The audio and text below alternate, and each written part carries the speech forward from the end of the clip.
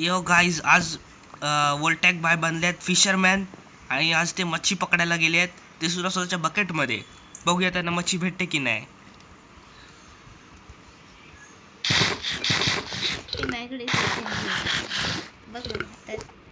कुठे आहे तू? काय आहे? ओ त्याचा फेवरेट नशा.